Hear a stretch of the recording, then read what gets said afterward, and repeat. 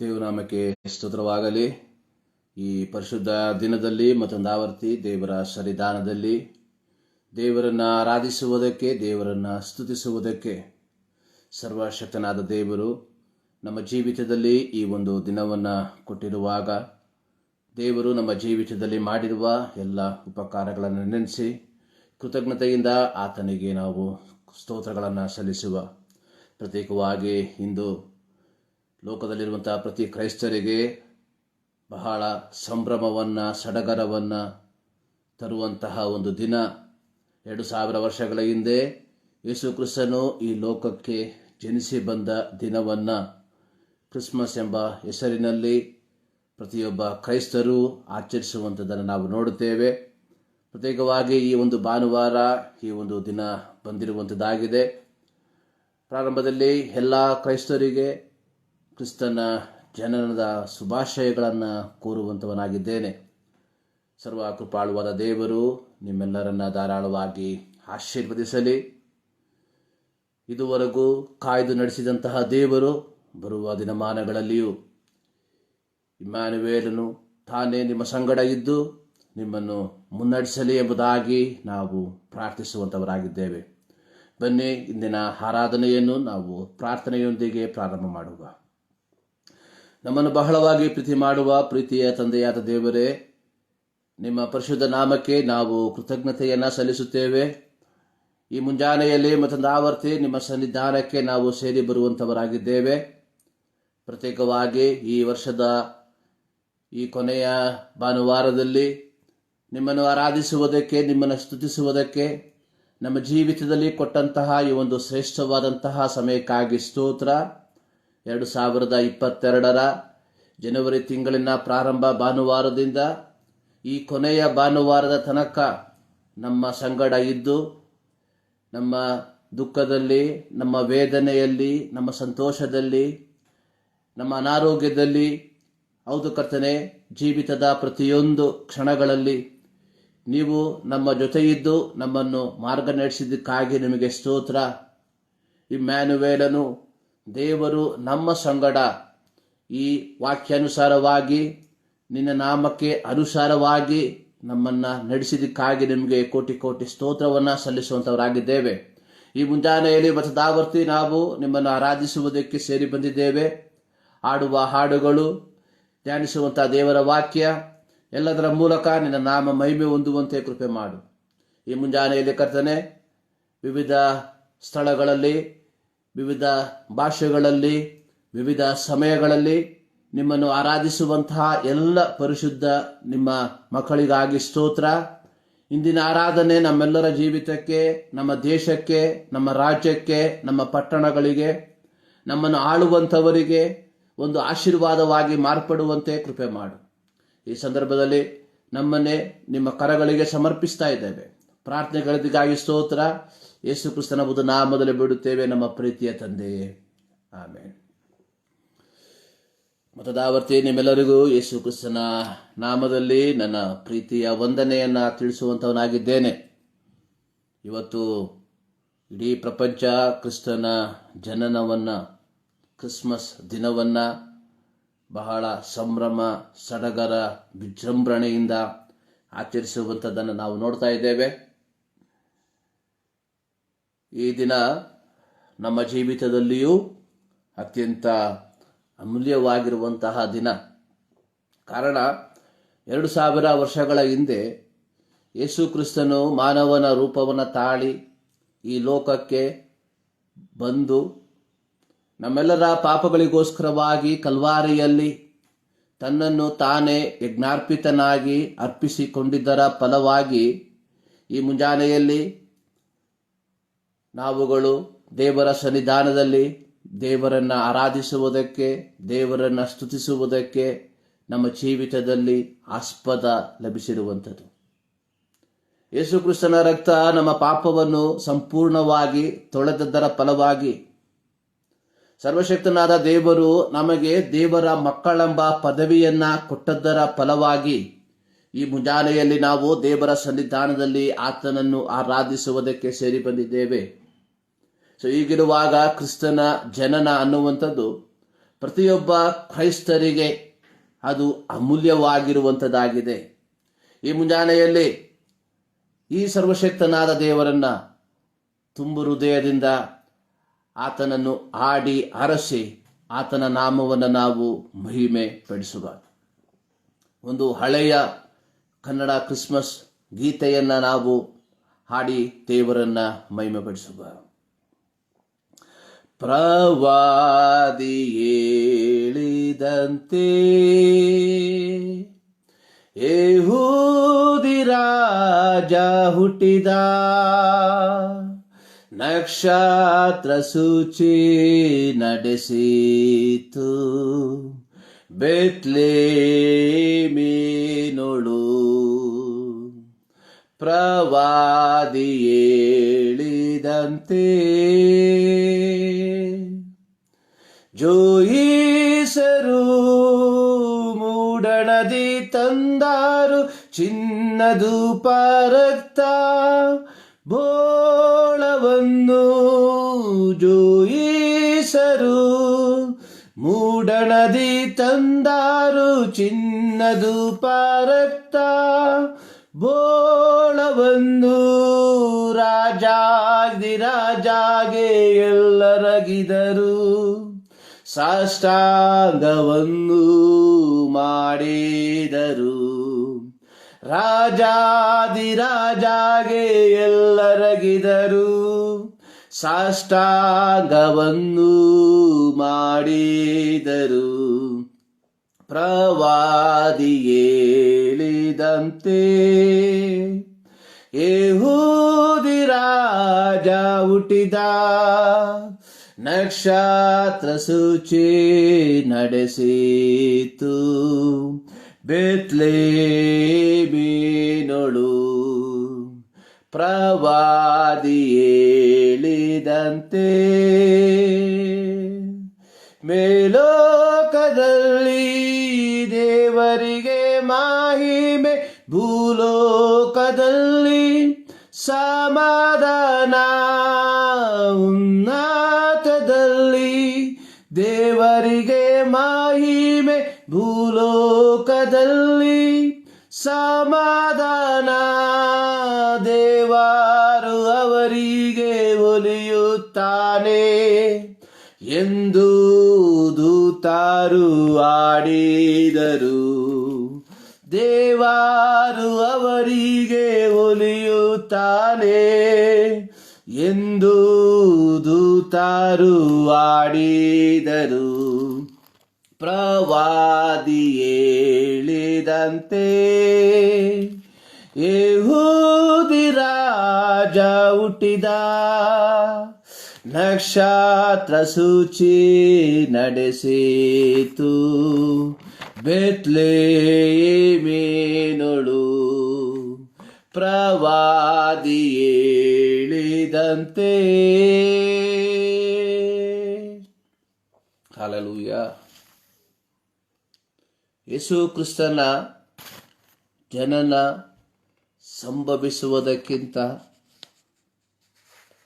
100 ವರ್ಷಗಳ ಹಿಂದೆ ಸರ್ವಶಕ್ತನಾದ ದೇವರು ಪ್ರವಾದಿಗಳ ಬಾಯಿಯ ಮೂಲಕವಾಗಿ ಮೆಸ್ಸಿಯನ ಜನನದ ಕುರಿತಾಗಿ ಪ್ರವಾದನ ರೂಪದಲ್ಲಿ ಹೇಳಿರುವಂಥದ್ದನ್ನು ನಾವು ಸತ್ಯವೇದದಲ್ಲಿ ನೋಡುವಂಥವರಾಗಿದ್ದೇವೆ. ಯೆಶಾಯನು ಬರೆದ ಪ್ರವಾದನ ಗ್ರಂಥ ಅದರ 9ನೇ ಅಧ್ಯಾಯದಲ್ಲಿ ದೇವರು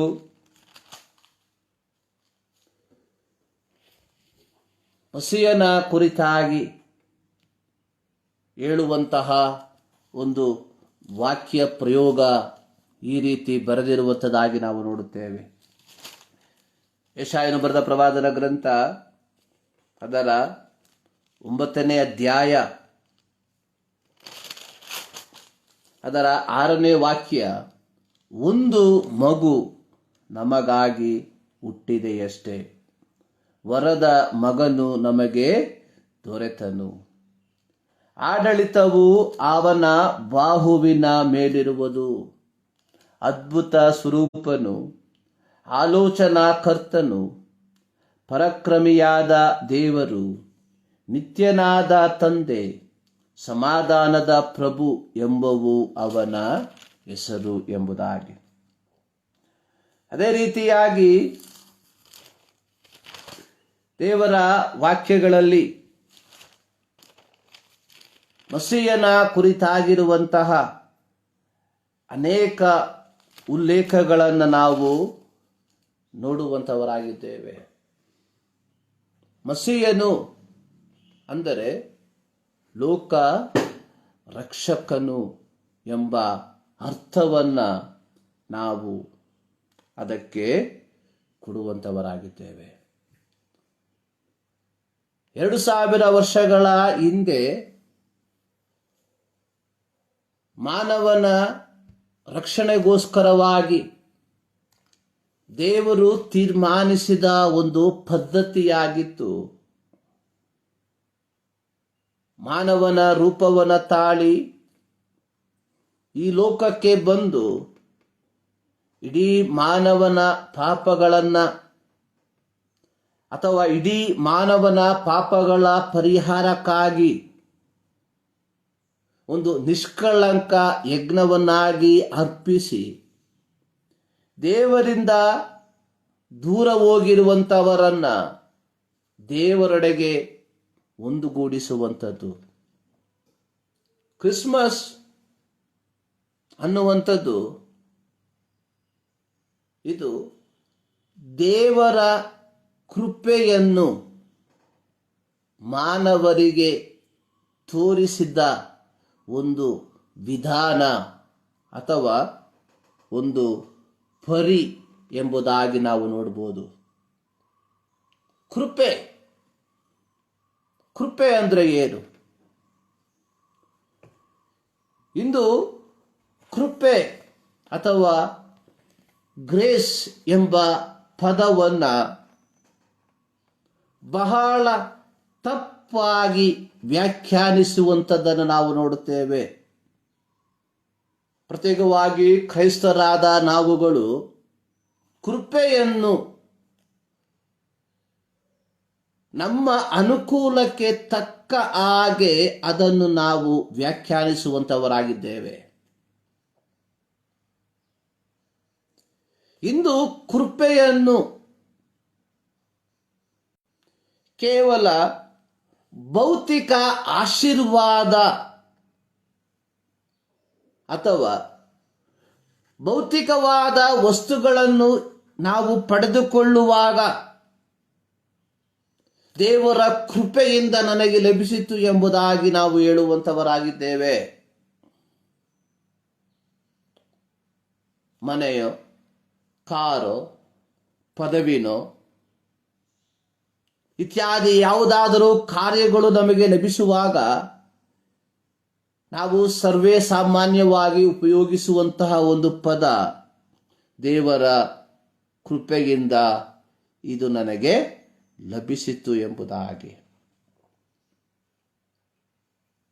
ಯಥಾರ್ಥವಾಗಿ ಕೃಪೆ ಅಂದರೆ ಏನು? 2000 ವರ್ಷಗಳ ಹಿಂದೆ, 2022 ವರ್ಷಗಳ ಹಿಂದೆ ಸರ್ವಶಕ್ತನಾದ ದೇವರು ಮಾನವ ರಾಶಿಗೆ ತೋರಿದಂತಹ ಕೃಪೆ ಏನಾಗಿದೆ? ಹೀಗಿರುವಾಗ ಯಥಾರ್ಥವಾದ ಕೃಪೆ ಯಾವುದಾಗಿದೆ? ಈ ಎಂಬ ವಿಚಾರಗಳನ್ನು ಈ ಮುಂಜಾನೆಯಲ್ಲಿ ನಾವು ದೇವರ ವಾಕ್ಯದೊತ್ತಿಗೆ ಅಲ್ಪ ನಿಮಿಷ ಧ್ಯಾನ ಮಾಡುವರಿದ್ದೇವೆ. ಕೃಪೆ ಅನ್ನುವಂಥದ್ದು ಅರ್ಹತೆ ಇಲ್ಲದ ಜಾಗದಲ್ಲಿ ಲಭಿಸುವ ದೇವರ ಒಲವು. Receiving God's favour in an unmerited place. ಅಂದರೆ ಯಾವ ಅರ್ಹತೆ ಇಲ್ಲದ ಸ್ಥಳದಲ್ಲಿ, ಜಾಗದಲ್ಲಿ ನಮಗೆ ಲಭಿಸುವಂತಹ ಆ ದೇವರ ಒಲವು, ಫೇವರ್, ಅದನ್ನು ನಾವು ಕೃಪೆ ಎಂಬುದಾಗಿ ಕರೆಯುವಂಥದ್ದು. ಕೇವಲ ನಾವು ಲೌಕಿಕವಾಗಿ ಕಾಣುವಂತಹ ವಸ್ತುಗಳು ಲಭಿಸುವಾಗ ಅದೆಲ್ಲ ಕೃಪೆ. ಅರ್ಹತೆನೇ ಇಲ್ಲ, ಲಭಿಸುವುದಕ್ಕೆ ಯಾವ ಚಾನ್ಸು ಇಲ್ಲ. ಸೊ ಇಂತಹ ಜಾಗದಲ್ಲಿ ಲಭಿಸಿರುವಂಥದ್ದನ್ನು ನಾವು ಕೃಪೆ ಎಂಬುದಾಗಿ ಕರೆಯುವಂಥವರಾಗಿರಬೇಕು.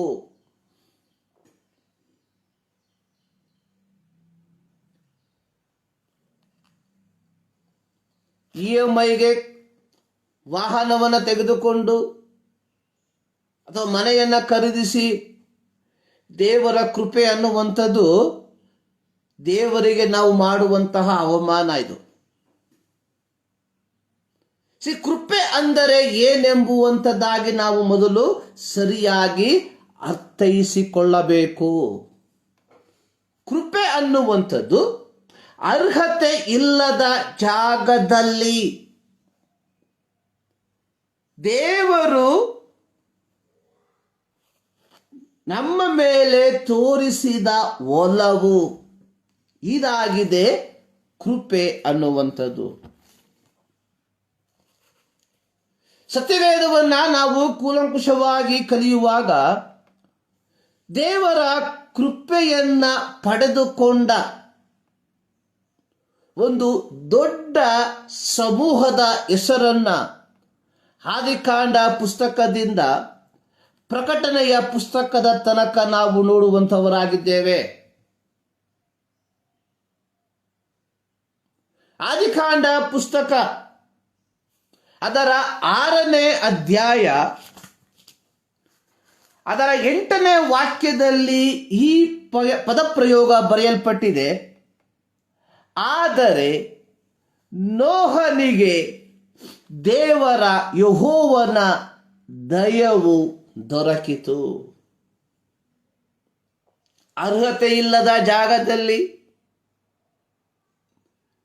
ಸಂಪೂರ್ಣವಾಗಿ ನಾಶವಾಗಿ ಹೋಗಬೇಕಾದ ಜಾಗದಲ್ಲಿ,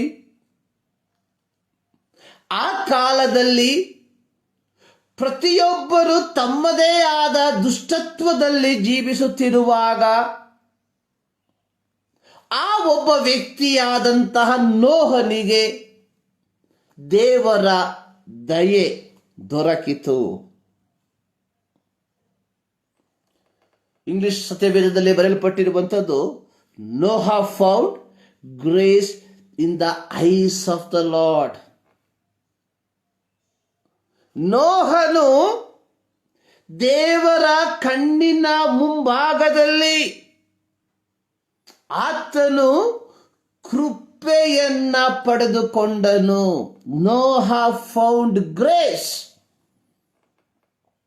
ಕೃಪೆ ಅನ್ನುವಂಥದ್ದು ಅರ್ಹತೆ ಇಲ್ಲದ ಸ್ಥಾನದಲ್ಲಿ ದೇವರು ನಮಗೆ ತೋರಿಸುವಂತಹ ಒಲವು. ಆದಿಕಾಂಡ 6ನೇ ಅಧ್ಯಾಯವನ್ನು ನಾವು ಕಲಿಯುವಾಗ ಅದರ ಪ್ರಾರಂಭ ವಾಕ್ಯದಿಂದ 7ನೇ ವಾಕ್ಯದ ತನಕ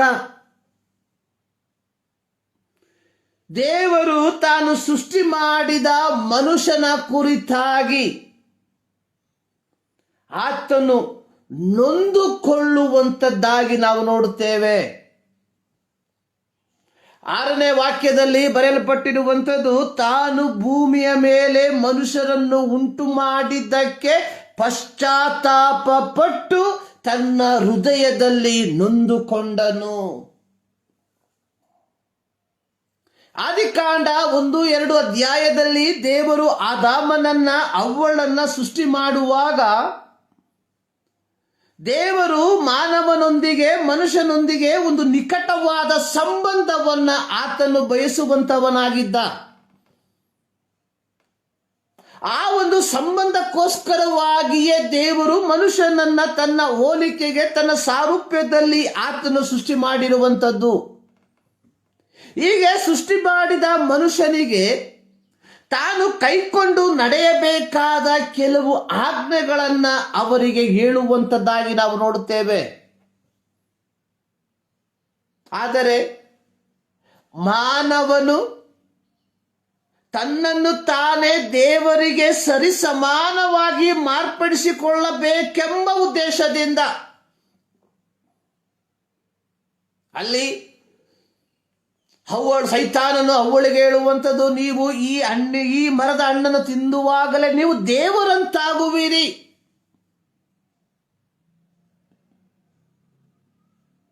ಉನ್ನತ ಲೋಕದಲ್ಲಿದ್ದಂತಹ ಲೂಸಿಫರನಿಗೆ ಆಸೆ ಇದ್ದಂಥದ್ದು ಇದೇ ಆಗಿತ್ತು. ನಾನು ನನ್ನ ಸಿಂಹಾಸನವನ್ನು ಉನ್ನತೋನ್ನತ ಸಿಂಹಾಸನಕ್ಕಿಂತ ಮಿಗಿಲಾಗಿ ಸ್ಥಾಪಿಸುತ್ತೇನೆ ಎಂಬುದಾಗಿ. ಅದರ ಮೂಲಕವಾಗಿ ಅವನು ಕಡಿಯಲ್ಪಟ್ಟು ಅವನು ಪಾತಾಳಕ್ಕೆ ದೊಬ್ಬಲ್ಪಟ್ಟನು. ತದನಂತರವಾಗಿ ದೇವರು ತನ್ನ ಸಾರೂಪ್ಯದಲ್ಲಿ, ತನ್ನ ಹೋಲಿಕೆಯಲ್ಲಿ ತನ್ನೊಂದಿಗೆ ಒಂದು ನಿಕಟವಾದ ಒಡನಾಟವನ್ನ, ಸಂಬಂಧವನ್ನ ಬಳಸಿಕೊಳ್ಳಬೇಕೆಂಬ ಉದ್ದೇಶದಿಂದ ಮನುಷ್ಯನನ್ನ ಸೃಷ್ಟಿ ಮಾಡಿ ಅವನನ್ನ ಏದೇನ್ ಎಂಬ ತೋಟದಲ್ಲಿ ಅವನಿಗೆ ಬೇಕಾಗಿರುವಂಥದ್ದೆಲ್ಲವನ್ನ ಕೊಟ್ಟು ಅವನನ್ನು ಅಲ್ಲಿ ಇರಿಸಿದಾಗ ಸೈತಾನನು ಮತ್ತೆ ಅವ್ವಳಿಗೆ ಹೇಳುವಂಥದ್ದು, ನೀವು ಈ ಮರದ ಹಣ್ಣನ್ನು ತಿನ್ನುವಾಗ ನೀವು ದೇವರಂತಾಗುವಿರಿ ಎಂಬುದಾಗಿ. ಅಂದ್ರೆ ಮನುಷ್ಯ ಕೇವಲ ದೇವರೊಂದಿಗೆ ಒಂದು ಅನ್ಯೋನ್ಯತೆಯನ್ನು ಇಟ್ಟುಕೊಳ್ಳುವುದಕ್ಕಿಂತ ತಾನು ದೇವರಾಗಬೇಕೆಂಬ ಉದ್ದೇಶದಿಂದ ದೇವರು ಮಾಡಬಾರದೆಂದು, ತಿನ್ನಬಾರದೆಂದು ಹೇಳಿದ ಹಣ್ಣನ್ನ ತಿಂದು ಆತನು ದೇವರ ಸಾನ್ನಿಧ್ಯವನ್ನ ಆತನು ನಷ್ಟಪಡಿಸಿಕೊಂಡ.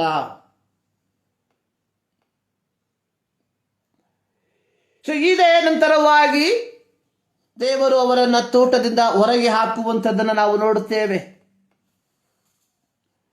ನಂತರವಾಗಿ 5ನೇ ಅಧ್ಯಾಯದಲ್ಲಿ ಆದಾಮನ ವಂಶದ ಚರಿತ್ರೆ ಬರೆದಿರುವಂಥದ್ದಾಗಿ ನಾವು ನೋಡುತ್ತೇವೆ.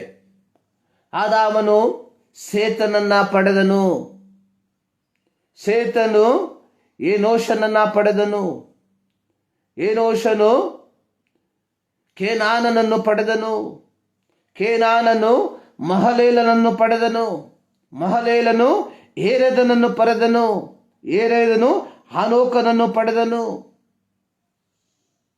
ಹಾನೋಕನು ಮೆತುಶಲೇಲನನ್ನು ಪಡೆದನು, ಮೆತುಶಲೇಲನು ಲೇಮಕನನ್ನು ಪಡೆದನು, ಲೇಮೇಕನು ನೋಹನನ್ನು ಪಡೆದನು. ಚರಿತ್ರೆ ಬರ್ತಾ ಇದೆ. ಈ ಚರಿತ್ರೆಗಳನ್ನು ನಾವು ಕಲಿಯುವಾಗ ಸೇತನ ಸಂತತಿಯಿಂದ ಪ್ರಾರಂಭವಾಗಿ ಲೇಮೇಕನ ಸಂತತಿಯ ತನಕ ಇವರ ಕುರಿತಾಗಿ ದೇವರು ಹೇಳುವಂಥದ್ದು, ನನ್ನ ಆತ್ಮವು ಮನುಷ್ಯರಲ್ಲಿ ಶಾಶ್ವತವಾಗಿರುವುದಿಲ್ಲ, ಅವರು ಭ್ರಷ್ಟರಾದದರಿಂದ ಮರ್ತ್ಯರೇ ಎಂಬುದಾಗಿ. ಅದು ಮಾತ್ರವಲ್ಲ, 6ನೇ ವಾಕ್ಯದಲ್ಲಿ, 6ನೇ ಅಧ್ಯಾಯ 6ನೇ ವಾಕ್ಯದ 5-6 ವಾಕ್ಯದಲ್ಲಿ ಯೆಹೋವನು ಹೇಳುವಂಥದ್ದು, ಮನುಷ್ಯರ ಕೆಟ್ಟತನವು ಭೂಮಿಯ ಮೇಲೆ ಹೆಚ್ಚಾಗಿರುವುದನ್ನು ಅವರು ಹೃದಯದಲ್ಲಿ ಯೋಚಿಸುವುದೆಲ್ಲವೂ ಯಾವಾಗಲೂ ಬರೀ ಕೆಟ್ಟದಾಗಿರುವುದನ್ನು ಯೆಹೋವನು ನೋಡಿ. ದೇವರ ಸೃಷ್ಟಿಯ ಉದ್ದೇಶ ತನ್ನೊಂದಿಗೆ ನಿರಂತರವಾದ, ನೈರ್ಮಲ್ಯವಾದ, ಪವಿತ್ರವಾದ ಸಂಬಂಧವನ್ನ ಬೆಳೆಸಿಕೊಳ್ಳಬೇಕೆಂಬುದಾಗಿ, ತನ್ನನ್ನು ಕುರಿತು ಮಾತ್ರ ಯೋಚಿಸಬೇಕು ಎಂಬುದಾಗಿ, ಪವಿತ್ರವಾದ ಪ್ರೀತಿಯಲ್ಲಿ ಬದುಕಬೇಕು ಎಂಬುದಾಗಿ, ಒಂದು ನೈರ್ಮಲ್ಯತೆಯಲ್ಲಿ ಜೀವಿಸಬೇಕು ಎಂಬುದಾಗಿ. ಆದರೆ 6ನೇ ಅಧ್ಯಾಯಕ್ಕೆ ಬರುವಾಗ ಮನುಷ್ಯ ಹೃದಯದಲ್ಲಿ ಯೋಚಿಸುವಂಥದ್ದು ಸಹ ಕೆಟ್ಟದ್ದು. ಅವನ ಕ್ರಿಯೆಗಳು ಮಾತ್ರವಲ್ಲ, ಅವನ ಯೋಚನಾ ಲಹರಿಯೂ ಸಹ ಪಾಪದ ದಾಸತ್ವದಲ್ಲಿ ಇದ್ದಂಥದ್ದಾಗಿತ್ತು. 5ನೇ ವಾಕ್ಯದಲ್ಲಿ ಬರೆಯಲ್ಪಟ್ಟಿರುವಂಥದ್ದು ಯಾವಾಗಲೂ ಬರೀ ಕೆಟ್ಟದ್ದಾಗಿರುವುದನ್ನೇ. ದೇವರ ವಾಕ್ಯದಲ್ಲಿ ನಾವು ನೋಡುತ್ತೇವೆ, ಅವನು ಹಾಸಿಗೆಯ ಮೇಲೆ ಇರುವಾಗಲೂ ಕೆಡುಕನ್ನೇ ಯೋಚಿಸುತ್ತಿರುವನು ಎಂಬುದಾಗಿ. ಪವಿತ್ರತೆಯಲ್ಲಿ ಸೃಷ್ಟಿ ಮಾಡಲ್ಪಟ್ಟಂತಹ ಮನುಷ್ಯ, ದೇವರ ಸಾರೂಪ್ಯದಲ್ಲಿ ಸೃಷ್ಟಿ ಮಾಡಲ್ಪಟ್ಟಂತಹ ಮನುಷ್ಯ ಈಗ ಪಾಪದ ಗುಂಪಾರದಲ್ಲಿ, ಪಾಪದ ಆ ಒಂದು ದೊಡ್ಡ ಸಂಕೋಲೆಯಲ್ಲಿ ಆತನು ಒಳಪಟ್ಟು ಕೇವಲ ಪಾಪವನ್ನ ಮಾತ್ರ ಮಾಡುವಂಥದ್ದಲ್ಲ, ಪಾಪದಲ್ಲಿಯೇ ಜೀವಿಸುವಂಥವನಾಗಿ ಮಾರ್ಪಟ್ಟ. ಸೊ ಹೀಗೆ ಮನುಷ್ಯನು ದೇವರೊಂದಿಗೆ ಯಾವ ಸಂಬಂಧವಿಲ್ಲದೆ ಇರುವಂತಹ ಈ ಕಾಲದಲ್ಲಿ ಯೆಹೋವನು ತಾನು ಮನುಷ್ಯರನ್ನ ಉಂಟು ಮಾಡಿದ್ದಕ್ಕೆ ಪಶ್ಚಾತ್ತಾಪ ಪಟ್ಟು ಹೃದಯದಲ್ಲಿ ನೊಂದುಕೊಂಡ. ಹೀಗೆ ನೊಂದುಕೊಂಡಂತಹ ಯೆಹೋವನು ಈ ಪಾಪಿಗಳಿಗೆ, ಈ ದುಷ್ಕೃತ್ಯಗಳನ್ನು ನಡೆಸುವಂಥವರಿಗೆ ಒಂದು ನ್ಯಾಯ ತೀರ್ಪನ್ನ ಮಾಡುವುದಕ್ಕೆ ನಿಶ್ಚಯಿಸಿದನು. 7ನೇ ವಾಕ್ಯದಲ್ಲಿ ನಾನು ಸೃಷ್ಟಿಸಿದ ಮನುಷ್ಯ ಜಾತಿಯನ್ನು ಭೂಮಿಯ ಮೇಲಿಂದ ಅಳಿಸಿ ಬಿಡುವೆನು. ವಾಕ್ಯ ಗಮನ ಬಿಟ್ಟು ನೋಡಿ, ನಾನು ಸೃಷ್ಟಿಸಿದ ಮನುಷ್ಯ ಜಾತಿಯನ್ನು,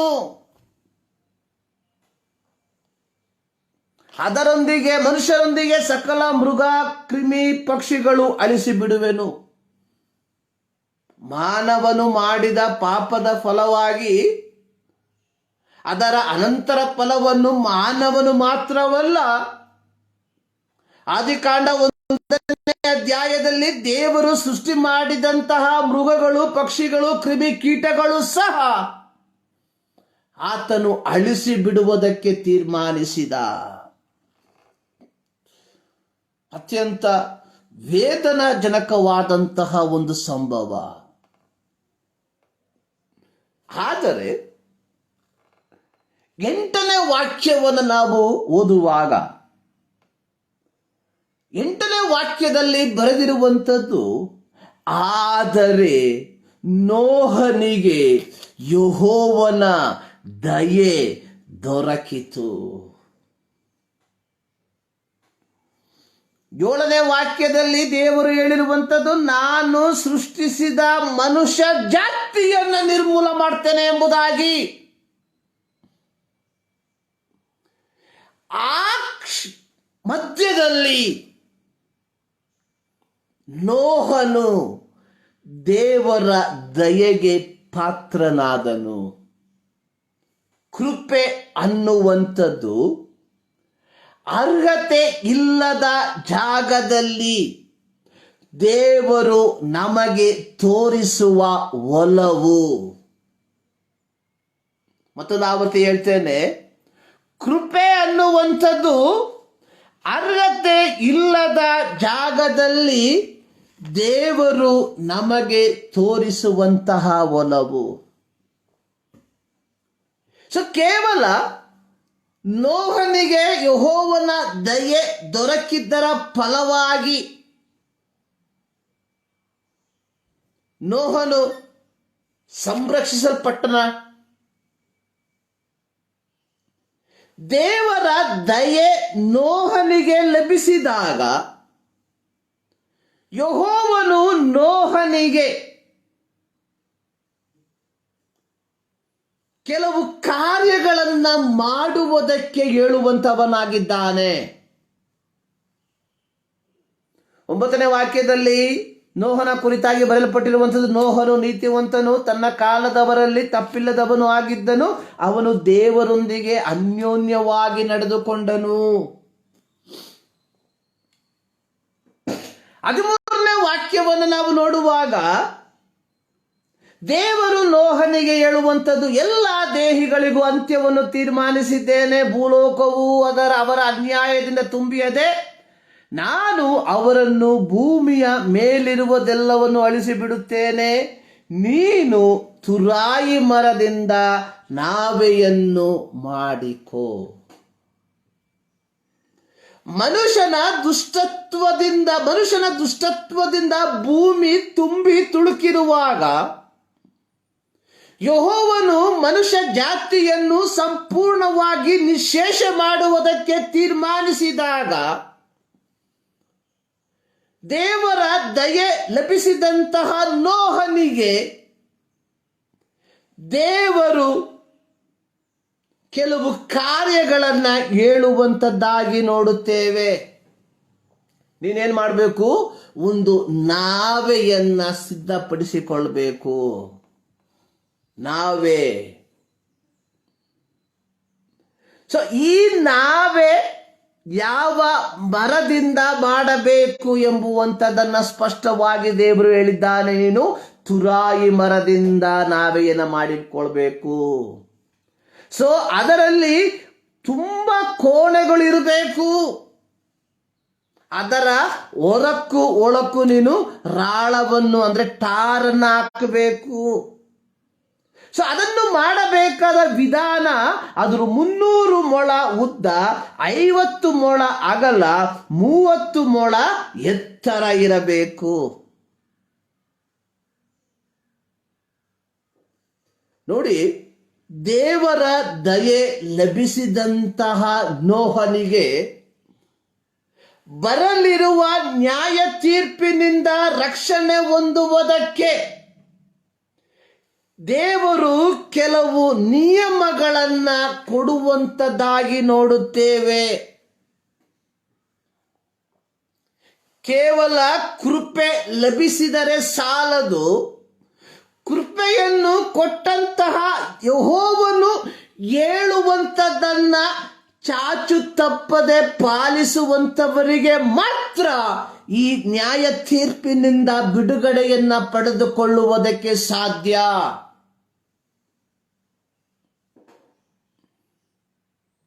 ನೋಹನ ಚರಿತ್ರೆ ಅಷ್ಟು ಸಂತೋಷಕರವಾಗಿರುವಂತಹ ಚರಿತ್ರೆಯಲ್ಲ. ದೇವರು ಹೇಳಿದ ರೀತಿಯಲ್ಲಿ, ದೇವರು ಕೊಟ್ಟಂತಹ ಆ ಒಂದು ಪದ್ಧತಿಯೇ ಅನುಗುಣವಾಗಿ ನಾವೆಯನ್ನ ಕಟ್ಟಿ ತೀರಿಸುವಂಥದ್ದು ಸುಲಭದ ಕೆಲಸವಲ್ಲ. ಕಾರಣ, ನೋಹನಿಗೆ ಇದ್ದಂಥದ್ದು ಕೇವಲ 3 ಮಕ್ಕಳು ಮಾತ್ರ. ನೋಹ ಮತ್ತು ನೋಹನ 3 ಮಕ್ಕಳು. ಸೊಸೆಯಂದಿರು, ಹೆಂಡತಿನ ಬಿಟ್ಟು ಬಿಡಿ. ಈ 4 ಜನರು ಒಂದು ನಾವೆಯನ್ನ ಕಟ್ಟುವಂಥದ್ದು ಅಂದರೆ ಸುಲಭದ ಕೆಲಸವಲ್ಲ. ಅದು 300 ಮೊಳ ಉದ್ದ,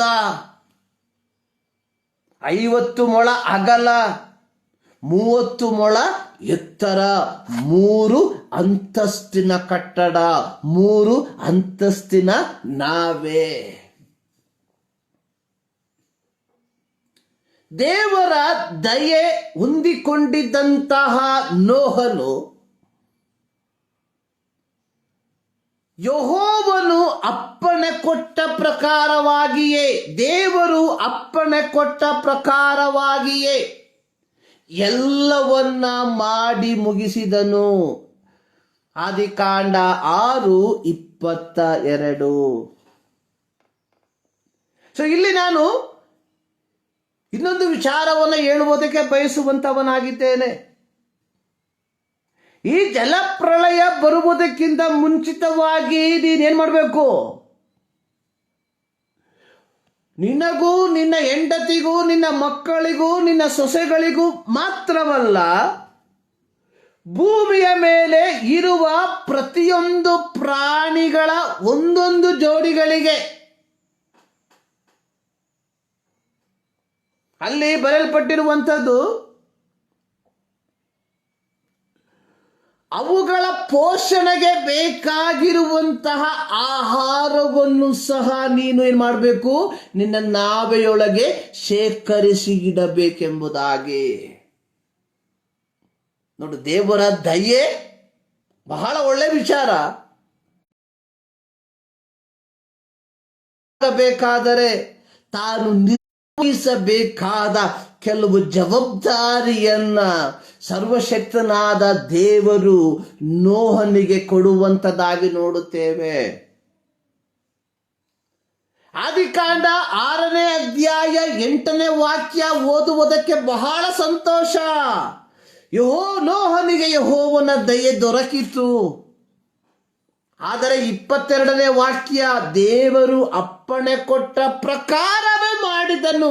ಆ ವಾಕ್ಯ ನಮ್ಮ ಜೀವಿತದಲ್ಲಿ ಅನ್ವರ್ಥವಾಗಬೇಕಾದರೆ ದೇವರ ಮಾರ್ಗದಲ್ಲಿ ನಾವು ನಡೆಯುವಂತವರಾಗಿರಬೇಕು.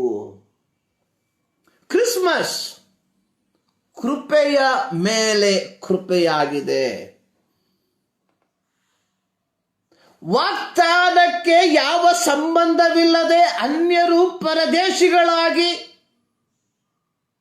ದೇವರಿಂದ ಬಲು ದೂರದಲ್ಲಿ ವಾಸಿಸುತ್ತಿದ್ದಂತಹ ನಮಗೆ ದೇವರೊಟ್ಟಿಗೆ ಒಂದು ಅನ್ಯೋನ್ಯತೆಯನ್ನ ಕೊಡುವುದಕ್ಕೋಸ್ಕರವಾಗಿ ಸರ್ವಶಕ್ತನಾದ ದೇವರು ಮಾನವನ ರೂಪವನ್ನ ತಾಳಿ ಈ ಲೋಕಕ್ಕೆ ಬಂದಂತದ್ದಾಗಿದೆ ಕ್ರಿಸ್ಮಸ್.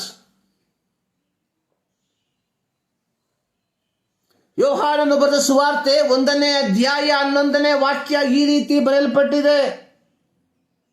ಆತನು ತನ್ನ ಸ್ವಾಸ್ಥ್ಯಕ್ಕೆ ಬಂದನು, ಆದರೆ ಸ್ವಂತ ಜನರು ಆತನನ್ನು ಅಂಗೀಕರಿಸಲಿಲ್ಲ. 12ನೇ ವಾಕ್ಯ, ಯಾರ್ಯಾರು ಆತನನ್ನು ಅಂಗೀಕರಿಸಿದರೋ, ಅಂದರೆ ಆತನ ಹೆಸರಿನಲ್ಲಿ ನಂಬಿಕೆ ಇಟ್ಟರೋ, ಅವರಿಗೆ ದೇವರ ಮಕ್ಕಳಾಗುವ ಅಧಿಕಾರ ಕೊಟ್ಟನು. 2022 ವರ್ಷಗಳ ಹಿಂದೆ ದೇವರ ಕೃಪೆ ಪ್ರತ್ಯಕ್ಷವಾಗಿತ್ತು. ಇವತ್ತು ಆ ಪ್ರತ್ಯಕ್ಷತೆಯ ದಿನವನ್ನು ನಾವು ಕ್ರಿಸ್ಮಸ್ ಎಂಬ ನಾಮದಲ್ಲಿ ಆಚರಿಸುತ್ತಿದ್ದೇವೆ. ಆದರೆ ಆ ಕೃಪೆ ಪ್ರತ್ಯಕ್ಷವಾದದ್ದರ ಫಲವಾಗಿ ನಮಗೆ ನ್ಯಾಯ ತೀರ್ಪಿನಿಂದ ಬಿಡುಗಡೆ ಉಂಟೆಂಬುದಾಗಿ ನೆನೆಸಿಕೊಳ್ಳಬೇಡಿರಿ. ನೋಹನಿಗೆ ದೇವರ ದಯೆ ದೊರಕಿದ್ದರ ಫಲವಾಗಿ ನೋಹನು ನ್ಯಾಯ ತೀರ್ಪಿನಿಂದ ಆತನು ಪಾರಾಗಲಿಲ್ಲ. ನೋಹನು ದೇವರ ನ್ಯಾಯ ತೀರ್ಪಿನಿಂದ ಆ ಜಲ ಪ್ರಳಯದಿಂದ ನಾಶವಾಗದೆ ಇರಬೇಕಾದರೆ ದೇವರು ಹೇಳಿದ ಪದ್ಧತಿಯ ಪ್ರಕಾರವಾಗಿ ಅವನು ನಾವೆಯನ್ನು ಸಿದ್ಧಪಡಿಸಿಕೊಳ್ಳಬೇಕಾಗಿರುವಂಥದ್ದು ಬಹಳ ಪ್ರಾಮುಖ್ಯ. 2022 ವರ್ಷಗಳ ಹಿಂದೆ ದೇವರ ಕೃಪೆ ಒಂದು ಶಿಶುವಿನ ರೂಪದಲ್ಲಿ ಈ ಲೋಕಕ್ಕೆ ಬಂದದರ ಫಲವಾಗಿ ನೀನು ನಾನು ಕ್ರೈಸ್ತನಾಗಿ ಮಾರ್ಪಡುವುದಿಲ್ಲ. ನೀನು ನಾನು ಕ್ರೈಸ್ತನಾಗಿ ಮಾರ್ಪಡಬೇಕಾದರೆ ಈ ಯೇಸು ಕ್ರಿಸ್ತನ ರಕ್ತದ ಮೂಲಕವಾಗಿ ಪಾಪ ಕ್ಷಮಾಪಣೆಯನ್ನು ಪಡೆದುಕೊಂಡು ಒಂದು ಪವಿತ್ರವಾದ ಜೀವಿತವನ್ನು ಜೀವಿಸುವಂತವರಾಗಿರಬೇಕು. ಪ್ರಿಯರೇ, ಕ್ರಿಸ್ಮಸ್ ಏನಾಗಿದೆ ಇವತ್ತು? ಮನೆ ಮಂದಿರಗಳಿಗೆ ಸುಣ್ಣ ಬಣ್ಣ ಬಳಿಯುವಂಥದ್ದು, ಮನೆ ಮಂದಿರಗಳಲ್ಲಿ ನಕ್ಷತ್ರಗಳನ್ನು ತೂಗು ಹಾಕುವಂಥದ್ದು, ಮನೆ ಮಂದಿರಗಳಲ್ಲಿ ಹಾಡುಗಳನ್ನು ಹಾಡುವಂಥದ್ದು, ಮನೆ ಮಂದಿರಗಳಲ್ಲಿ ಮೃಷ್ಟಾನ್ನಗಳನ್ನು ಭೋಜಿಸುವಂಥದ್ದು, ಮನೆ ಮಂದಿರಗಳಲ್ಲಿ ಪರಸ್ಪರ ಉಡುಗೊರೆಗಳನ್ನು ವಿನಿಮಯ ಮಾಡಿಕೊಳ್ಳುವಂಥದ್ದು, ಮನೆ ಮಂದಿರಗಳಲ್ಲಿ ಗೋದಲಿಗಳನ್ನು ಕಟ್ಟಿಕೊಳ್ಳುವಂಥದ್ದು. ಇಂದು ಕೇವಲ ಕ್ರಿಸ್ಮಸ್ ಈ ಕಾರ್ಯಗಳಿಗೆ ಮಾತ್ರ ಸೀಮಿತವಾಗಿದೆ. ನಿಜವಾದ ಕ್ರಿಸ್ಮಸ್ ನಮ್ಮ ಮನೆಗಳಿಗೆ ಮಂದಿರಗಳಿಗೆ ಬಣ್ಣವನ್ನು ಬಳಿಯುವಂಥದ್ದ. ನಿಜವಾದ ಕ್ರಿಸ್ಮಸ್ ನಮ್ಮ ಮನೆಗಳನ್ನ ಮಂದಿರಗಳನ್ನ ಅಲಂಕರಿಸಿಕೊಳ್ಳುವಂಥದ್ದ. ನಿಜವಾದ ಕ್ರಿಸ್ಮಸ್ ನಮ್ಮ ಮನೆಗಳಿಗೆ ಮಂದಿರಗಳಿಗೆ ನಕ್ಷತ್ರಗಳನ್ನ ಗೋದಲಿಗಳನ್ನ ತೂಗು ಹಾಕುವಂಥದ್ದ. ನಿಜವಾದ ಕ್ರಿಸ್ಮಸ್ ಪರಸ್ಪರ ಉಡುಗೊರೆಗಳನ್ನ ವಿನಿಮಯ ಮಾಡಿಕೊಳ್ಳುವಂಥದ್ದ. ಏನಾಗಿದೆ ಕ್ರಿಸ್ಮಸ್? ಕ್ರಿಸ್ಮಸ್ ಎಂಬ ಆಂಗ್ಲ ಪದವನ್ನ ಎರಡು ಭಾಗವಾಗಿ ನಾವು ವಿಭಾಗಿಸಿ ನೋಡುವಾಗ ಕ್ರೈಸ್ಟ್ ಪ್ಲಸ್ ಮಾಸ್, ಕ್ರಿಸ್ತನು ಪ್ಲಸ್ ಆರಾಧನೆ, ಕ್ರಿಸ್ಮಸ್ ಅಂದರೆ ಕ್ರಿಸ್ತನನ್ನ ಆರಾಧಿಸುವಂಥದ್ದು. ಯೇಸು ಕ್ರಿಸ್ತನನ್ನ ಆರಾಧಿಸುವಂಥದ್ದೇ ನಿಜವಾದಂತಹ ಕ್ರಿಸ್ಮಸ್. ನಾನು ಪ್ರಾರಂಭದಲ್ಲಿ ಹೇಳಿದೆ, ಯೇಸು ಕ್ರಿಸ್ತನು ಜನಿಸುವುದಕ್ಕಿಂತ ಮುಂಚಿತವಾಗಿ ಯೇಸು ಕ್ರಿಸ್ತನ ಜನನದ ಕುರಿತಾಗಿ ಪ್ರವಾದಿಗಳು ಪ್ರವಾದನ ರೂಪದಲ್ಲಿ ತಮ್ಮ ಪುಸ್ತಕದಲ್ಲಿ ಬರೆದಿರುವಂತಹದನ್ನ ಯೆಶಾಯನ ಪ್ರವಾದನ ಗ್ರಂಥ 7ನೇ ಅಧ್ಯಾಯ 14ನೇ ವಾಕ್ಯದಲ್ಲಿ ಒಂದು ವಾಕ್ಯ ಬರೆಯಲ್ಪಟ್ಟಿದೆ. ಇಗೋ, ಒಬ್ಬ ಕನ್ನಿಕೆ ಗರ್ಭಿಣಿಯಾಗಿ ಮಗನನ್ನು ಹಿಡಿದು ಅವನಿಗೆ ಇಮ್ಯಾನುವೇಲ್ ಎಂದು ಹೆಸರಿಡುವಳು. ಆ ಪ್ರವಾದನೆಯ ಪೂರ್ತೀಕರಣವನ್ನ ಲೂಕನು ಬರೆದ ಸುವಾರ್ತೆ 1ನೇ ಅಧ್ಯಾಯ 35ನೇ ವಾಕ್ಯದಲ್ಲಿ ಗಬ್ರಿಯೇಲ್ ದೇವದೂತನು ಮರಿಯಳಿಗೆ ಹೇಳುವಂಥದ್ದು, ನಿನ್ನ ಮೇಲೆ ಪವಿತ್ರಾತ್ಮನ ಬರುವುದು, ಪವಿತ್ರಾತ್ಮನ ಶಕ್ತಿಯ ನೆರಳು ನಿನ್ನ ಮೇಲೆ ಬೀಳುವುದು, ಆದರಿಂದ ಹುಟ್ಟುವ ಆ ಪವಿತ್ರ ಶಿಶು ದೇವರ ಮಗನೆನಿಸಿಕೊಳ್ಳುವುದು.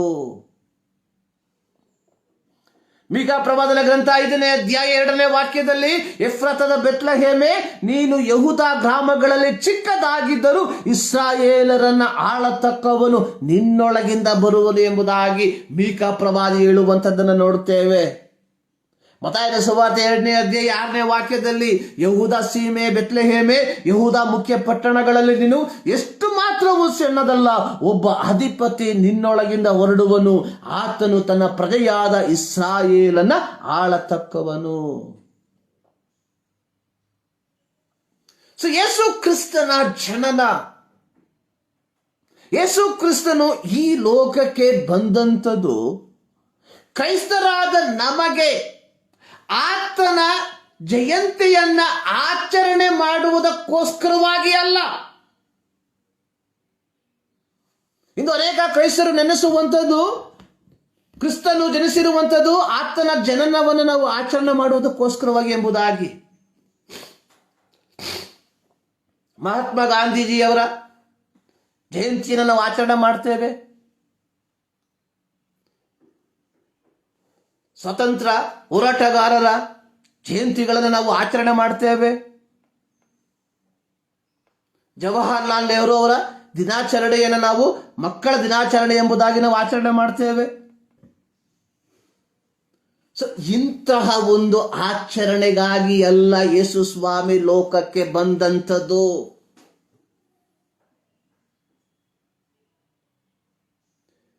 ಕ್ರಿಸ್ಮಸ್ ಅನ್ನುವಂಥದ್ದು ತನ್ನ ಹುಟ್ಟಿದ ದಿನವನ್ನು ಲೋಕ ವಿಜೃಂಭಣೆಯಿಂದ ಆಚರಿಸಬೇಕು ಎಂಬ ಉದ್ದೇಶದಿಂದ ಅಲ್ಲ ಕ್ರಿಸ್ತನು ಲೋಕಕ್ಕೆ ಬಂದಂಥದ್ದು. ಆತನು ಬರುವುದಕ್ಕಿಂತ ಮುಂಚಿತವಾಗಿ, ಆತನು ಲೋಕದಲ್ಲಿ ಜನಿಸುವುದಕ್ಕಿಂತ ಮುಂಚಿತವಾಗಿ ಒಬ್ಬ ದೇವದೂತನು ಯೋಸೇಫನಿಗೆ ಹೇಳಿದ ಒಂದು ಸಂದೇಶ ಅಲ್ಲಿ ಈ ರೀತಿ ಬರೆಯಲ್ಪಟ್ಟಿದೆ. ಆ ಕರ್ತನ ದೂತನು ಯೋಸೇಫನಿಗೆ ಪ್ರತ್ಯಕ್ಷನಾಗಿ ಹೇಳಿದನೇನೆಂದರೆ, ಮರಿಯಳನ್ನ ಸೇರಿಸಿಕೊಳ್ಳುವುದಕ್ಕೆ ಅಂಜಬೇಡ. ಮತ್ತಾಯ 1:21, ಆಕೆಯು ಒಬ್ಬ ಮಗನನ್ನ ಹಡೆಯುವಳು, ನೀನು ಆತನಿಗೆ ಯೇಸು ಎಂದು ಹೆಸರಿಡಬೇಕು, ಯಾಕೆಂದರೆ ಆತನೇ ತನ್ನ ಜನರನ್ನು ಅವರ ಪಾಪಗಳಿಂದ ಬಿಡಿಸಿ ಕಾಯುವವನು. ಕ್ರಿಸ್ಮಸ್ ಜನನದ ಉದ್ದೇಶ, ಕ್ರಿಸ್ತನ ಜನನದ ಉದ್ದೇಶ ಜನರನ್ನು ಅವರ ಪಾಪಗಳಿಂದ ಬಿಡಿಸಿ ಕಾಯುವುದಕ್ಕೆ. ಕೃಪೆಯ ಮೇಲೆ ಕೃಪೆ ನಮಗೆ ಲಭಿಸಿದೆ ಪ್ರಿಯರೇ. ಅರ್ಹತೆ ಇಲ್ಲದ ಜಾಗದಲ್ಲಿ ದೇವರು ತಾನೇ ಇಳಿದು ಬಂದು ನಮ್ಮೆಲ್ಲರ ಪಾಪಗಳ ಪರಿಹಾರಕ್ಕೋಸ್ಕರವಾಗಿ ತನ್ನನ್ನು ಯಜ್ಞಾರ್ಪಿತನಾಗಿ ಅರ್ಪಿಸಿಕೊಂಡಿದ್ದಾನೆ. ನಮಗೆ ಕೃಪೆಯ ಮೇಲೆ ಕೃಪೆ ಲಭಿಸಿರುವಾಗ ಈ ಕೃಪೆಯನ್ನು ನಷ್ಟಪಡಿಸಿಕೊಳ್ಳುವಂಥದ್ದು ಸರಿಯಾದಂತಹ ಬುದ್ಧಿಯಲ್ಲ.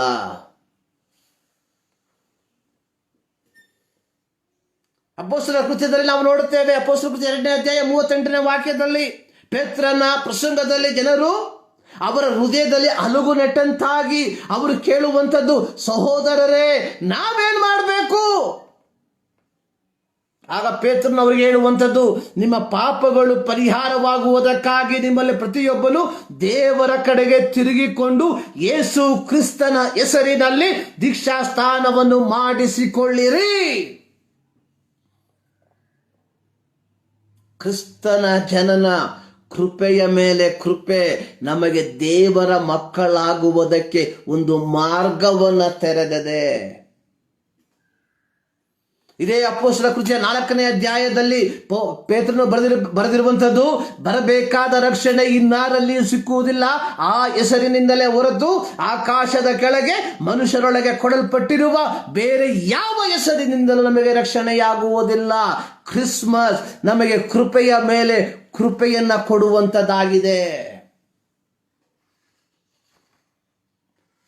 ಮಾನಸಿಕವಾದ ಯಾವ ಕರ್ಮ ಮಾರ್ಗಗಳು, ಯಜ್ಞ ಯಾಗಾದಿಗಳು ಮನುಷ್ಯನನ್ನು ಅವರ ಪಾಪಗಳಿಂದ ಬಿಡಿಸುವುದಕ್ಕೆ ಅಸಾಧ್ಯವಾಗಿ ಮಾರ್ಪಟ್ಟಿರುವಾಗ, ಪವಿತ್ರನಾದ ದೇವರು ತಾನೇ ಮಾನವನ ಪಾಪಗಳ ಪರಿಹಾರಕ್ಕಾಗಿ ಒಂದು ಪದ್ಧತಿಯನ್ನು ನಿಷ್ಕರ್ಷೆ ಮಾಡಿಕೊಂಡಿದ್ದ.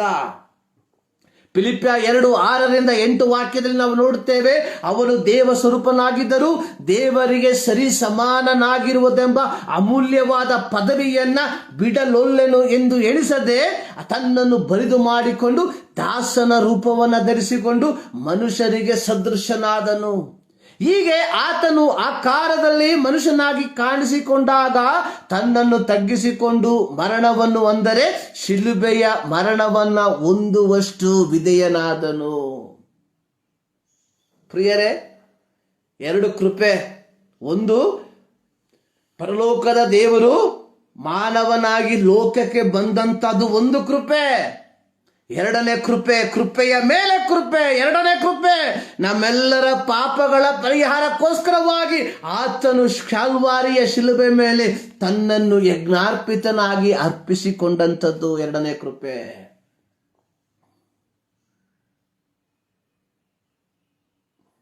ಇಬ್ರಿಯ ಪತ್ರಿಕೆ 10ನೇ ಅಧ್ಯಾಯ 10ನೇ ವಾಕ್ಯದಲ್ಲಿ ನಾವು ನೋಡುತ್ತೇವೆ, ಯೇಸು ಕ್ರಿಸ್ತನು ಒಂದೇ ಸಾರಿ ದೇಹ ಸಮರ್ಪಣೆ ಮಾಡಿ ದೇವರ ಚಿತ್ತವನ್ನು ನೆರವೇರಿಸಿದರಿಂದಲೇ ನಾವು ಶುದ್ಧರಾದೆವು. ಕ್ರಿಸ್ಮಸ್ ಕೃಪೆಯ ಮೇಲೆ ಕೃಪೆಯನ್ನು ನಮಗೆ ಕೊಟ್ಟಿರುವಂಥದ್ದು. ಸೊ ನನ್ನನ್ನು ಕೇಳುವಂತಹ ಪ್ರಿಯರೇ, ನಮ್ಮ ಜೀವಿತದಲ್ಲಿ ಈ ದೇವರ ಕೃಪೆ ಏನಾಗಿದೆ? 2022 ವರ್ಷಗಳ ಹಿಂದೆ ಮಾನವ ಕುಲದ ವಿಮೋಚನೆಗೋಸ್ಕರವಾಗಿ ಸರ್ವಶಕ್ತನಾದ ದೇವರು ತನ್ನ ಮಹಿಮೆಯ ಪದವಿಯನ್ನು ಬಿಟ್ಟು ಲೋಕಕ್ಕೆ ಬಂದು ಇಡೀ ಮಾನವ ಕುಲದ ಪಾಪಗಳನ್ನು ತನ್ನ ಮೇಲೆ ಹೊತ್ತುಕೊಂಡು ತನ್ನನ್ನು ತಾನೇ ಯಜ್ಞಾರ್ಪಿತನಾಗಿ ಅರ್ಪಿಸಿ ದೇವರೆಡೆಗೆ ಒಂದು ಮಾರ್ಗವನ್ನು ಆತನು ನಮಗಾಗಿ ತೆರೆಯ ಮಾಡಿದ್ದಾನೆ. ಯೇಸು ಸ್ವಾಮಿ ಹೇಳಿರುವಂಥದ್ದು, ನಾನೇ ಮಾರ್ಗವು ಸತ್ಯವೂ ಜೀವವೂ ಆಗಿದ್ದೇನೆ. ವಿತೌಟ್ ಮೀ, ನನ್ನಿಂದಲ್ಲದೆ ನೀವು ತಂದೆಯ ಬಳಿಗೆ ಬರೋದಿಲ್ಲ. ಈ ಕೃಪೆಯ ಮೇಲೆ ಕೃಪೆ ನಮಗೆ ಲಭಿಸಿರುವಾಗ ನಾವು ಈ ಕೃಪೆಯನ್ನ ನಮ್ಮ ದೈನಂದಿನ ಜೀವಿತದಲ್ಲಿ ಅನುಭವಿಸುವಂತವರಾಗಿದ್ದೇವಾ? ಕೃಪೆಯ ಮೇಲೆ ಕೃಪೆ ಅನ್ನುವಂಥದ್ದು ನಮ್ಮ ದೈನಂದಿನ ಜೀವಿತದಲ್ಲಿ ನಾವು ಹಾದು ಹೋಗುವಂತಹ ಪ್ರತಿಯೊಂದು ಕಾರ್ಯಗಳ ಮೇಲೆ ದೇವರು ನಮಗೆ ತೋರಿಸುವಂತ, ದೇವರು ಕೊಡುವಂತಹ ಶಕ್ತಿ ಎಂಬುದಾಗಿ ನಾವು ನೆನೆಸುವಂತವರಾಗಿರಬೇಕು. ಕೃಪೆಯ ಮೇಲೆ ಕೃಪೆ.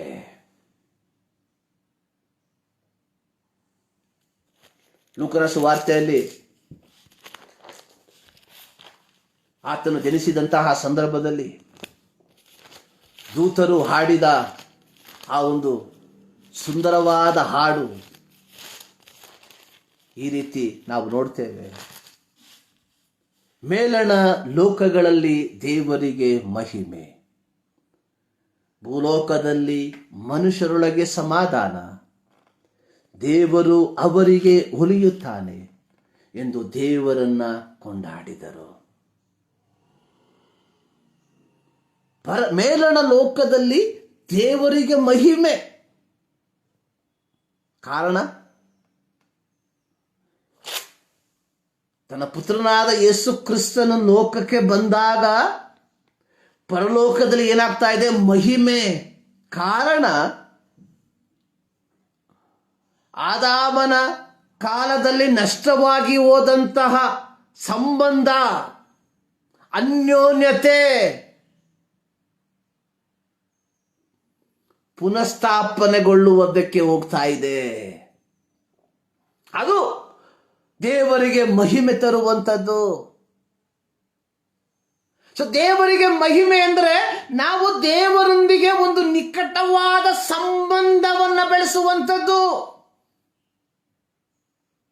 ನಾವು ಕೊಡುವಂತಹ ಕಾಣಿಕೆಯಲ್ಲ ದೇವರಿಗೆ ಮಹಿಮೆ ತರುವಂಥದ್ದು. ನಾವು ಮಾಡುವಂತಹ ಉಪವಾಸವಲ್ಲ ದೇವರಿಗೆ ಮಹಿಮೆ ತರುವಂಥದ್ದು. ನಾವು ಆಚರಿಸುವಂತಹ ಆಚರಣೆಯಲ್ಲ ದೇವರಿಗೆ ಮಹಿಮೆ ತರಿಸುವಂಥದ್ದು. ನಾವು ನೆನೆಸುವಂಥದ್ದು ಇದು 2022ರ ಕೊನೆ ಭಾನುವಾರ, 53ನೇ ಭಾನುವಾರ.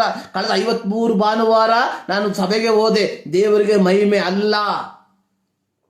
53 ಭಾನುವಾರ ಕಾಣಿಕೆ ಹಾಕದೆ, ಅದು ಮಹಿಮೆ ಅಲ್ಲ. 12 ತಿಂಗಳು ದಶಮ ಭಾಗ ಕೊಟ್ಟೆ, ಅದು ಮಹಿಮೆ ಅಲ್ಲ. ಮತ್ತೆ ಏನು ಮಹಿಮೆ? ದೇವರೊಂದಿಗೆ ಒಂದು ಅನ್ಯೋನ್ಯತೆ. ನೋಡಿ, ಆತನು ಜನಿಸಿ ಬಂದಾಗ ಪರಲೋಕ ದೂತ ಗಣಗಳು ಆಡುವಂಥದ್ದು, ಮೇಲಣ ಲೋಕದಲ್ಲಿ ದೇವರಿಗೆ ಮಹಿಮೆ. ಯಾಕೆಂದರೆ ಈತ ದೇವರೊಂದಿಗೆ ಮನುಷ್ಯನು ದೇವರೊಂದಿಗೆ ಭ್ರಷ್ಟವಾಗಿ ಹೋಗಿರುವಂತಹ ಸಂಬಂಧವನ್ನ ಪುನಃಸ್ಥಾಪಿಸುವಂತವನಾಗಿದ್ದಾನೆ. Wow, praise God. ಇದೇ ದೇವರಿಗೆ ಮಹಿಮೆ.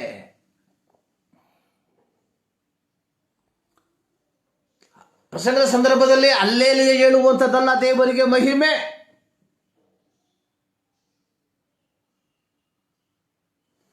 ವೈಯಕ್ತಿಕ ಸಂಬಂಧವನ್ನು ಬೆಳೆಸುವಂಥದ್ದಾಗಿದೆ ದೇವರಿಗೆ ಮಹಿಮೆ. ಭೂಲೋಕದಲ್ಲಿ ಮನುಷ್ಯರೊಳಗೆ ಸಮಾಧಾನ ಎಂಬ ಪದಕ್ಕಿಂತ ಅದರ ಮೂಲ ಭಾಷೆಯಲ್ಲಿ ಬರೆದಿರುವ ಪದದ ಅರ್ಥ ಸುಕ್ಷೇಮ, ಕ್ಷೇಮ.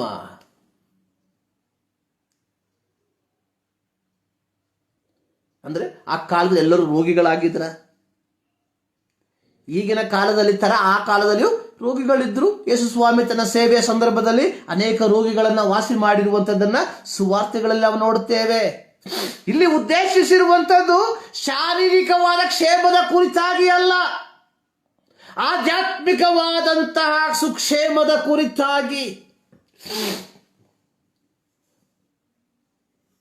ಈ ಹಾಡನ್ನ ಹಾಡಿದಂಥದ್ದು ಕುರುಬರ ಮುಂಭಾಗದಲ್ಲಿ, ಕುರುಬರ ಮಧ್ಯದಲ್ಲಿ.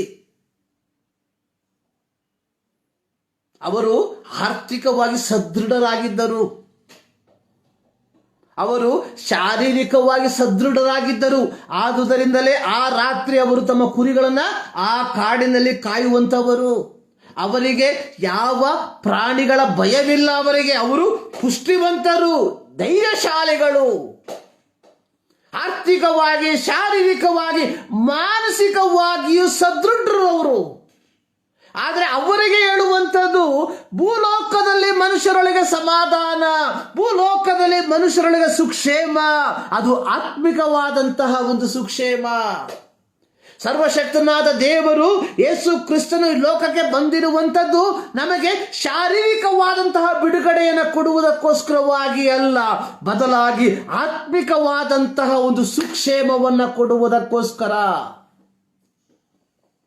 ಆದರೆ ಇವತ್ತು ನಾವು ಯೇಸುವನ್ನ ಕೇವಲ ಒಂದು ಡಾಕ್ಟರ್ಗೆ ಮಾತ್ರ ಸೀಮಿತವಾಗಿ ಇಟ್ಬಿಟ್ಟಿದ್ದೇವೆ. ಬಹಳ ಛೇದಕರವಾದಂತಹ ಸಂಗತಿ ಇದು. ಯೇಸು ಸ್ವಾಮಿ ಲೋಕಕ್ಕೆ ಬಂದಂಥದ್ದು ಕೇವಲ ನನ್ನ ಶಾರೀರಿಕ ರೋಗಗಳನ್ನು ವಾಸಿ ಮಾಡಿ ನನಗೆ ಲೌಕಿಕವಾದಂತಹ ಆಶೀರ್ವಾದವನ್ನು ಕೊಡುವುದಕ್ಕೋಸ್ಕರವಾಗಿ ಅಲ್ಲ. God so loved the world and he gave his only begotten son. ದೇವರು ಲೋಕದ ಮೇಲೆ ಎಷ್ಟೋ ಪ್ರೀತಿಯನ್ನಿಟ್ಟು ತನ್ನ ಒಬ್ಬನೇ ಮಗನನ್ನ ಕಳುಹಿಸಿಕೊಟ್ಟನು. ಆತನನ್ನು ನಂಬುವ ಒಬ್ಬರಾದರೂ ನಾಶವಾಗದೆ ನಿತ್ಯ ಜೀವವನ್ನ ಪಡೆಯುವುದಕ್ಕೆ ಆತನನ್ನು ಕೊಟ್ಟನು. ಯೇಸು ಸ್ವಾಮಿ ಲೋಕಕ್ಕೆ ಬಂದಂಥದ್ದು ಈ ಲೋಕದ ಲೋಕದಲ್ಲಿ ನನಗೆ ಮನೆಯನ್ನ, ಮಠವನ್ನ, ಆಸ್ತಸ್ಥನ ಕೊಡುವುದಕ್ಕೋಸ್ಕರವಾಗಿ ಅಲ್ಲ, ಆತನು ಬಂದಂಥದ್ದು ನನಗೆ ನಿತ್ಯ ಜೀವವನ್ನ ಕೊಡುವುದಕ್ಕೋಸ್ಕರವಾಗಿ ಇದೆ. ಕೃಪೆಯ ಮೇಲೆ ನಮಗೆ ಲಭಿಸಿದಂತಹ ಕೃಪೆಯಾಗಿದೆ ಪ್ರಿಯ ದೇವ ಜನರೇ. ಕ್ರಿಸ್ಮಸ್ ಕೃಪೆಯ ಮೇಲೆ ಕೃಪೆ. ಈ ಕೃಪೆಗೆ ಪಾತ್ರರಾಗಿರುವಂತಹ ನಾವುಗಳು, ಈ ಕೃಪೆಯನ್ನ ನಮ್ಮ ಜೀವಿತದಲ್ಲಿ ಪಡೆದುಕೊಂಡಿರುವ ನಾವುಗಳು, ಈ ಕೃಪೆಯ ಸದ್ವಾರ್ತೆಗಳಾಗಿ ನಾವು ಮಾರ್ಪಟ್ಟಿದ್ದೇವಾ? ಈ ಕೃಪೆಯ ಕುರಿತಾಗಿ ಇತರರಿಗೆ ತಿಳಿಸುವಂತವರಾಗಿದ್ದೇವಾ? Which gospel we are preaching to people? ಯಾವ ಸುವಾರ್ತೆಯನ್ನು ಜನರಿಗೆ ನಾವು ಸಾರ್ತಾ ಇದ್ದೇವೆ? ಕೃಪೆಯ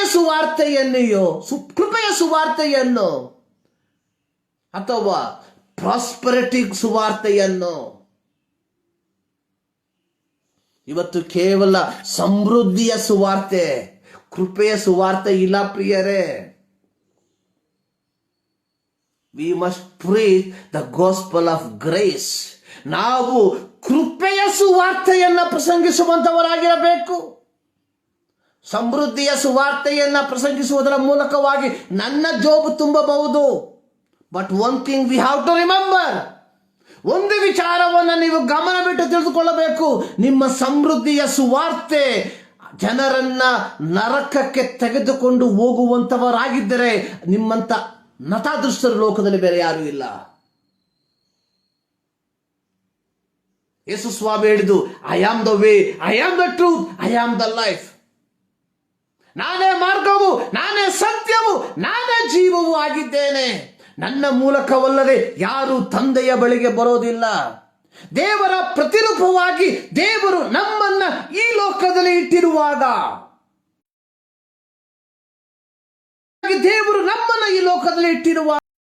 ನಮ್ಮಿಂದ ಹೇಳುವುದಕ್ಕೆ ಸಾಧ್ಯವಿದೆಯೋ? I am the way, I am the truth, I am the life. ಒಮ್ಮೆ ಯೋಚನೆ ಮಾಡ್ರಿ. ಕ್ರಿಸ್ಮಸ್ ಕೃಪೆಯ ಮೇಲೆ ಕೃಪೆಯನ್ನ ತರುವಂತದ್ದಾಗಿದೆ. ಈ ಮುಂಜಾನೆಯಲ್ಲಿ ಸರ್ವಶಕ್ತನಾದ ದೇವರು ಈ ಮಾತುಗಳ ಮೂಲಕವಾಗಿ ನಿಮ್ಮನ್ನ ಆಶೀರ್ವದಿಸಲಿ. ಮತ್ತೊಂದು ಆವೃತ್ತಿ ನಿಮ್ಮೆಲ್ಲರಿಗೆ 2022 ಕ್ರಿಸ್ಮಸ್ ದಿನದ ಶುಭಾಶಯಗಳನ್ನು ಕೋರುವಂತವನಾಗಿದ್ದೇನೆ. ದೇವರು ನಿಮ್ಮನ್ನು ಧಾರಾಳವಾಗಿ ಆಶೀರ್ವದಿಸಲಿ. ಪ್ರಾರ್ಥನೆ ಮಾಡುವ. ನಮ್ಮನ್ನು ಬಹಳವಾಗಿ ಪ್ರೀತಿ ಮಾಡುವ ನಮ್ಮ ಪ್ರೀತಿಯ ತಂದೆಯಾದ ದೇವರೇ, ಮತ್ತೊಂದು ಆವೃತ್ತಿ ನಿಮ್ಮ ಸನ್ನಿಧಾನಕ್ಕೆ ನಾವು ಸೇರಿ ಬರುವಂತರಾಗಿದ್ದೇವೆ.